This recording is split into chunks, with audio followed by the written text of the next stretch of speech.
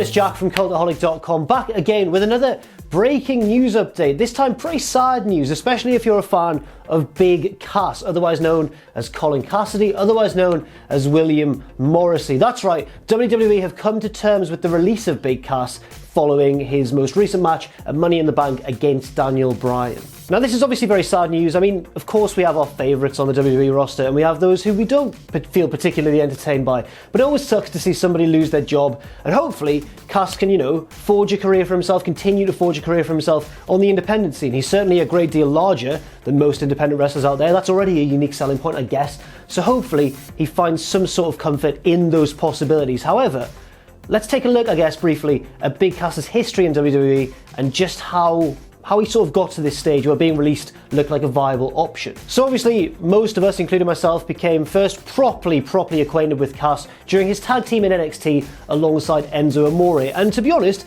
given the sort of singles-based shortcomings of either man, they actually complemented each other really well. Enzo was often the babyface in peril, making a big hot tag to Cass, who would come in, or Colin Cassidy as he was then known, who'd come in, destroy everybody, and it would prove pretty damn entertaining. They came close to winning the NXT Championship on a couple of occasions, but sadly didn't ever quite do so. I remember them coming close, I think, at TakeOver London against the Revival, but they lost, and that was a particularly good match, and arguably even the high point of both men's career. Then they moved up to the main roster. I was there that night, the Raw after WrestleMania 32, when Enzo and Cass made their big entrance on the main roster, came out, called out the Dudley Boys, and everyone was really excited for them. And then gradually, they lost a little bit of steam, and it kept going downhill, and there were rumours, of course, of Big Cass, splitting up the group and embarking on a singles run, because Vince McMahon, as my colleague Ross Tweddle says, loves big sweaty men. Eventually they did split, with Cass turning on Enzo and then becoming injured, which kind of nixed the whole feud really.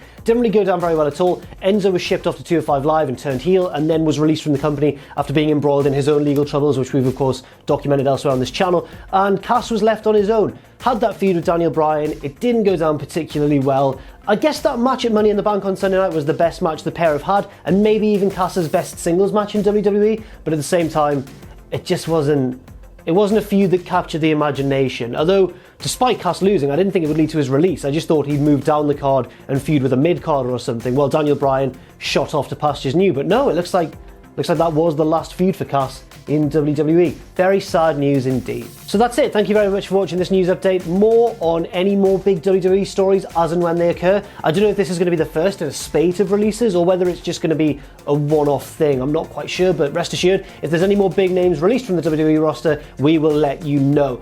I've been Jack from Cultaholic.com. You can follow me on Twitter at JackTheJobber. You can follow all of us at Cultaholic and check out our Patreon too, patreon.com/Cultaholic. And never ever forget to join us.